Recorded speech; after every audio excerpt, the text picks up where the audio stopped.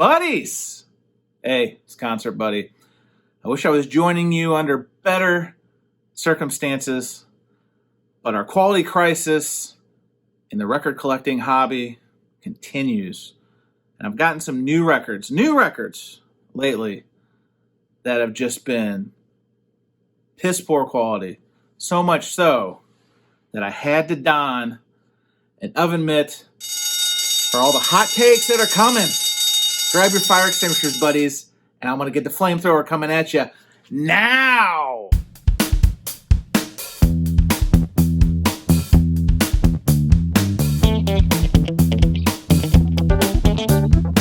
Quality control issues, I thought were getting better. I really did, particularly on new production of new vinyl. These nuts. Got him! But I've had a week. I've had a week plus of a couple things, and some not exactly the fault of the manufacturers, but kind of. And I should kind of rewind the tape back if you've been watching my channel for any length of time, or if you're new, appreciate you checking this out. But when it comes to new vinyl, particularly in the last 3 years with the COVID and the production capacity issues, blah, blah, blah. There's other videos and other information out there if you are interested in catching up on that. But essentially, when it comes to any kind of manufacturing, there's always going to be fallout. There's always going to be defects. There's going to be blems, all that kind of stuff. Totally understand that. What I don't understand is that it doesn't feel like the industry is getting any better. And you can have people from the pressing plants. You can have people from the manufacturing side. Trustworthy sources. I really know, or I'd like to think they're trying to make this better. But for whatever reason, here in the last week to 10 days, I've been hit with several different quality-related issues. Some not exactly the manufacturer fault, but some kind of. So as I put on the trusty oven mitt for this hot take, because this is going to be a hot take. It's going to be hot. I'm talking hotter than Hades, folks. I'm going to start out with an easy one. I'm going to ease into it. So let me show you the first example of this quality nonsense. What is that? The fire's shooting at us! All right. Simple enough. This is a record mailer. Now you're probably keen. You're probably pretty smart, and you can see that this mailer has seen better days. No, this is not a used mailer. This is a allegedly brand new mailer from a record label, a reissuing label. Come again. Now, I'm not going to beat this manufacturer up. This is from Mondo, and this record, which to their credit, they're sending me a replacement, so I wasn't even really going to talk about this. But I'm going to show you because this is also part of this quality challenge. And as you can see, this record, this is the that thing you do, the reissue that has come out recently. Like I said, they're replacing this. This guy just got beat up. Okay, I haven't even opened it because I was waiting to hear back from them. But the reason I'm bringing this one up is because it's the mailer. Now, I love Whiplash mailers. Love them. Love them. Even these single record, single LP mailers. But I'm not sure if Whiplash is cheapening the flute. Now, when you talk about corrugate, there's different kinds of strengths. I'm not a scientist. You know, I'm something of a scientist myself. But I know a little bit about corrugate and a little bit about box types. And they have different grades because of their strength and their resistance to weights and pressures and durability and all that sort of thing. There's like F grade, E grade. It kind of goes up and down the spectrum, right? Now, the one thing that Whiplash does with these single LP mailers is they make the ends real tough. But as you can see, when I first picked this up from where my mail is delivered, I could already tell that it just felt weaker, like not as strong. Now you figure that out, smarty! The edges generally are pretty tough, so they can take a little bit of a beating. But I honestly, and I'm not going to put this all on Mondo on this one, but I mean, this thing is beat to shit. Like, Negan beat this bastard up. I am gonna beat the holy fucking fuckity fuck out of one of you. So, like I said, I'm getting a replacement. Mondo's taking care of me. I appreciate it. But Mondo's not off the hook because I ordered another record from Mondo that had been delayed, which, another topic. But let me show you this mind-blowing quality less record. So I don't show a lot of 45 7-inch records on this channel, but I was very excited because I enjoy this show. This is the Ted Lasso theme by Marcus Mumford, and it was only released, as far as I understand it, through the 7-inch from Mondo in conjunction with Apple, because they're the ones who put out the show, even kept a little sticker. Cutie, cutie, patootie, right? What are you doing? Sorry. What do you usually do with your lashes? I leave them the fuck alone. And it comes on this really nice kind of split. It's in that Richmond kind of color scheme, right? 45 RPM, really cool. Now, when I put this on my turntable, and I should say this, it played through, but I'm going to kind of cue this footage while I talk through it. This is what we call a voiceover. And I got to be honest, I mean, this thing, I was surprised it played through. Now, some 45s I've gotten over the years haven't been exactly the flattest records, so I kind of know that going in, particularly some of the record store day things I've picked up. I mean, I just think they're pushing those out like chiclets. But this was like, I had never seen a 45 with so much movement, and that could still play. Now, I'd like to give credit to my turntable because it's a horse. It's a beast. But for crying out loud, how can anyone let something like this leave the factory? I mean, this is mind-blowing, mind-blowing. Now, you hear a lot of folks talking in the community about paper shards and the paper sleeves from new vinyl, and that's true, and that's obviously one of these issues too. I'm not really going to hit on it in this video, but for just, can I get a flat record? Is that a lot to ask? I just blows my mind. Now, I didn't reach out to Mondo on this. I may try to like do some power Hoosier remedies and try to flatten it myself with books and weight, and if worst case comes to worst, I know somebody has a flattener. Shout out to Billy Hurst. That maybe can help me on this situation. However, I gotta get a mini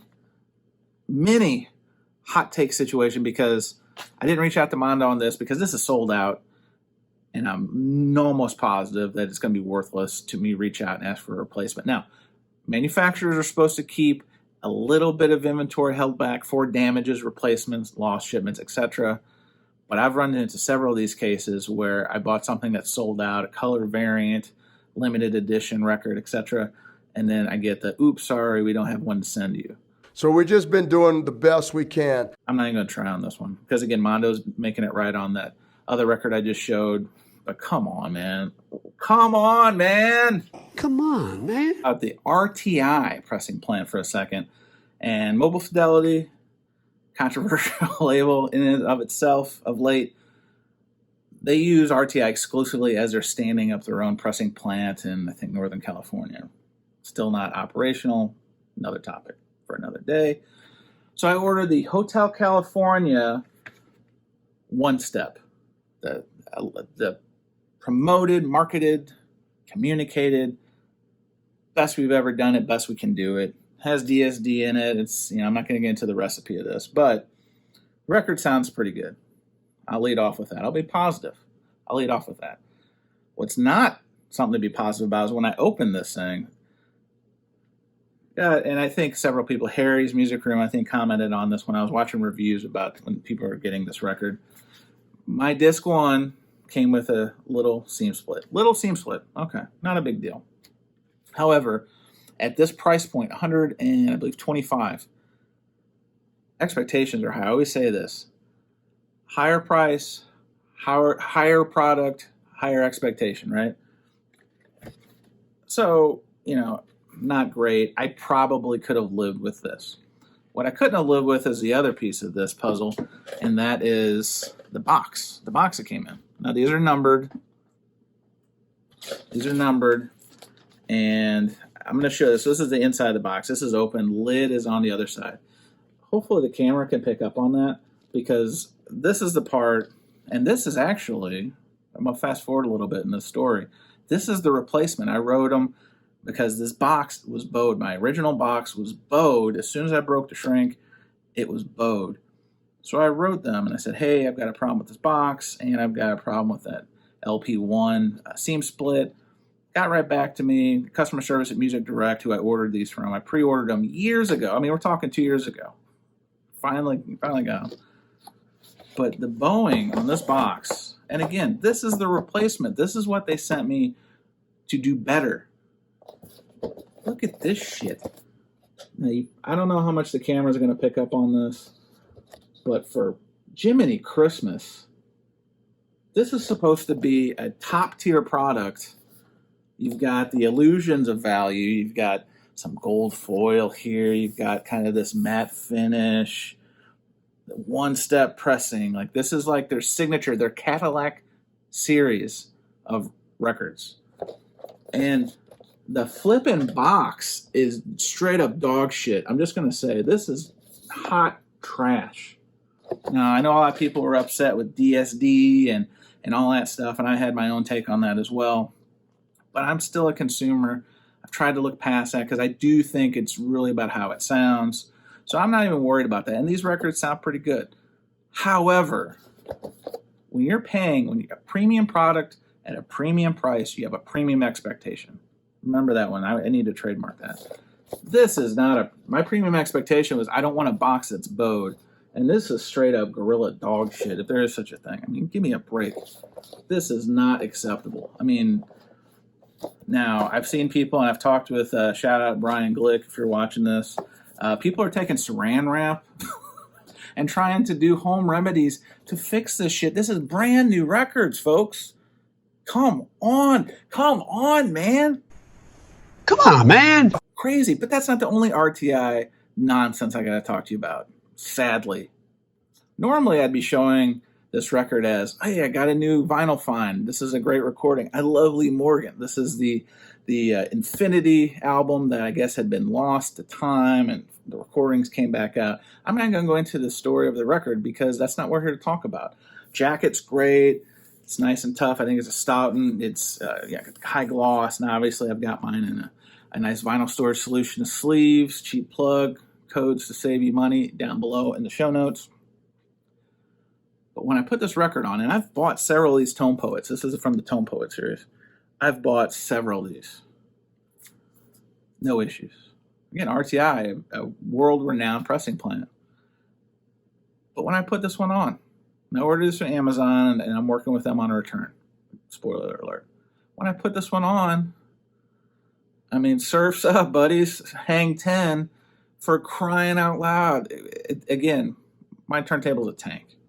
And these are all first world problems. I probably should have let off with that. These are all first world problems. But I'm telling you, I got to have an oven mitt to hold this because this is some hot shit, hot garbage. I'm going to do another voiceover here, folks. You can kind of see here in the footage, the Surf's Up, Surfing Safari, get the Dennis Wilson and Brian Wilson, get the Beach Boys back together. I'm sorry, Dennis Wilson, R.I.P., but but for crying out loud, like, of all things, this series has been almost flawless, and it's been very awesome to get these jazz titles. They've been quality high, great sounding. Kevin Gray, I think, mastered pretty much all these. But come on, dudes. Come on, man. Come on, man. It's almost, I'm at a loss for words. This is the one I literally the other night when I was cleaning and putting sleeves on these new records, and I was processing them for my collection. This is the last one I put on because I was like, man, I need to end the night with a nice Tone Poet that I know is going to be beautiful. Chef's kiss. And I got this wavy, gravy, bullshit record, man. I mean, come on, man. I think so. My grandpa bought it for us. It has all the latest high-tech stuff. Buddies, I know this is going to be very perceived as me complaining, and I am complaining. I'm not gonna sugarcoat it, buddies. But for crying out loud, years removed from the COVID crisis and the manufacturing faux pas of United and everybody just trying to churn out as many units as they can. If this had been it's a month kind of thing, all right, maybe. But man, I got all this at once. I got all this here in the last, let's call it 4, maybe 5 weeks. And I am just, I'm thunderstruck. I'm dumbfounded. How in today's manufacturing environment, in this hobby that the price points continue to just keep rising, can this be happening? This is straight trash. what I would love to, honestly, I would love to hear in the comments below what kind of nonsense they've been throwing at you guys, because I know I've seen some of the videos. Hotel California was one. I'm surely not the only person that's picked up new albums lately that have quality issues, wrong labels, two discs that have the same disc, two-side ABs. Tell me in the comments below, isn't it about time that we move past this? Manufacturers, again, I know we're human, people are going to make mistakes, but we've got to do better. Do better. Come on, man. The quality crisis continues. Think about this. A year ago when I did my last hot take video about some of this stuff, I had hoped a year from now at least, if not sooner, things would be better. And I think they are. But I don't know. Perception is not reality, because if anything, these last couple examples I've shown in this video are telling me that, yo, still got some problems, George. Still got some problems, Leroy. We need to, I don't know. It's going to make me really think back. And if you watch my channel, you know my bread and butter is used records, OGs, that sort of thing. It makes me want to double down on that, because at least I can pull them out, I can look at them, I can inspect them before I buy them, as opposed to what you would think. You know, I'm not even talking about it. Corner dings, seam splits, shitty outer sleeves, paper inner sleeves. There's like a laundry list of things that the hobby continues to kind of just treat things like widgets. You know, some record labels, to their credit, I've noticed, have started doing some polyline sleeves, and so I think it's a step in the right direction. But come on, man. Come on, man. We got to do better. Buddies, tell me in the comments below what kind of horse shit quality issues have you been experiencing of late. All right. Rant over. We've got the fire extinguishers put out. We've put out this 5-alarm. Let's get back to having fun. Let's get back to enjoying these records for what they are. Good times. Buddies, thank you for watching. Appreciate you every time you spend your most valuable commodity, your time, watching this nonsense that I am throwing up. It's not hot takes. It's bad jokes. It's bad graphics. It's bad. It's bad podcast. Some people think, no, I'm just kidding. Anyway, buddies, thank you so much for watching. I really appreciate you. And when you get the chance on a new record that's flat and has no quality control issues, when you get the chance, just spin it. See you soon. Well, well, well. How the turntables... Well, we out of time.